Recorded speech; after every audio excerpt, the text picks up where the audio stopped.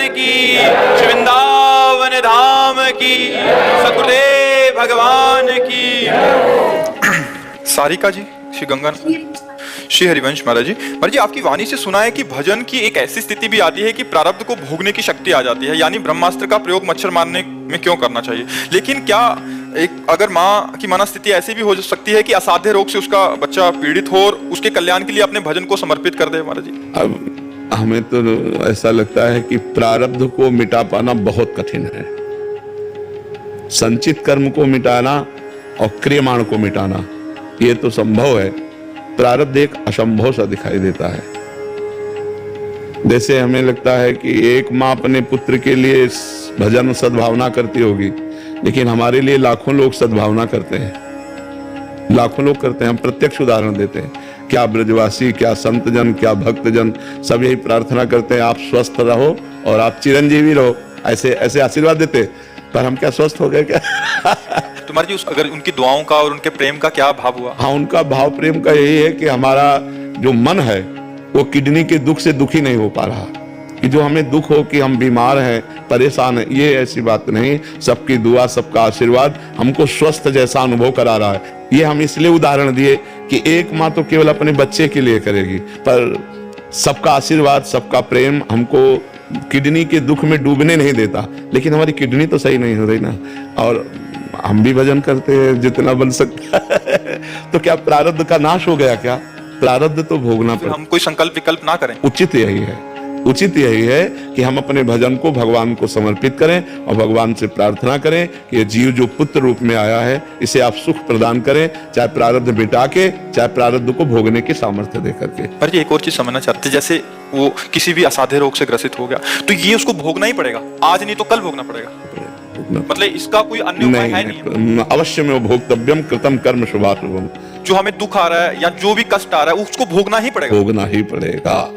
उस समय आपकी मानसिकता ऐसी हो जाएगी कि आपको कोई ज्ञान नहीं रहेगा और आप उसमें डूब जाएंगे, उस दुख में दुखी हो जाएंगे।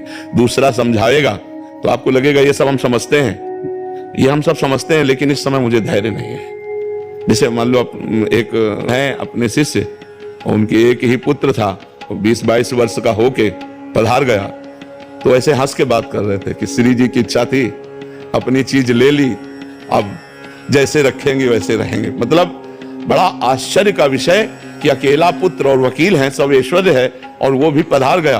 तो हंस के कह रहे थे कि श्री जी की चीज थी, श्री जी ने। ऐसे भक्त तो बिरले मिलते हैं, नहीं तो अश्रद्धा हो जाए। लेकिन सच्ची बात यही है कि हाँ, हम अपने प्रारब्ध भोग को उचित रूप से समझें कि जिसकी आयु जितनी है उतने जी पाएगा, जिसको जो भोग भोगना उसको भोगना ही पड़ेगा। इसीलिए गलत काम मत करो, नहीं आगे भोगना पड़ेगा।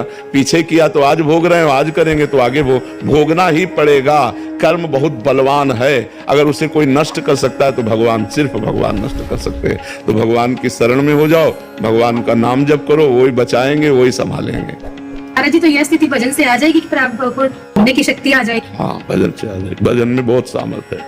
भजन में तो बहुत, एक संत के गंगा जी में खड़े होकर भजन करते थे, तो उनके पैर में कछुआ काट लिया, तो कछुआ जहां काटा वहां सड़न पैदा हो गई। अब वो गंगा किनारे रहने वाले संत तो डॉक्टर को दिखाया नहीं, सड़न से कीड़े पड़ गए।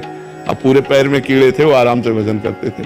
सोचो एक चींटी काटे तो कैसा हो, और पूरे पैर में कीड़े हैं, वो आनंद। तो जब भक्तों ने देखा फिर उनकी दवा औषधि करवाई, पर वो निश्चिंत रहे। तो भजन का इतना फल है कि भारी से भारी बुरे प्रारब्ध में भी वो चैन से रहता है, वो आनंद से रहता है। पूनम जी जलंधर से, राधे राधे महाराज जी। शेरवंश महाराज जी, राम नाम मणि दीप धरूं, जिह देहरी द्वार, तुलसी भीतर बाहिर हूं, जो चाहे सी उजियार। महाराज जी इसका भावार्थ महाराज जी। अगर हमारी जिह्वा पे निरंतर भगवान का नाम रूपी तेजस्वी मणि विराजमान है तो बाहर लौकिक सुख और अंदर आध्यात्मिक सुख दोनों की प्राप्ति होगी। राम नाम मणि दीप धर जीह देहरी द्वार, ये हृदय रूपी घर में प्रवेश होने के लिए द्वार है जिह्वा। तो अगर इस जिह्वा पे राम राम राम राम राम राम ऐसे जपते रहोगे तो तुलसी भीतर, भीतर जो अज्ञान अंधकार है उसका नाश करके मणि प्रेम प्रकाश कर देगी, ज्ञान प्रकाश कर देगी। और बाहर जो नाना प्रकार की विषमताएं, दुख, दरिद्रता है, ये सब मिट जाएगी। भीतर और बाहर चकाचक आनंद रहेगा यदि जिह्वा पर नाम विराजमान है।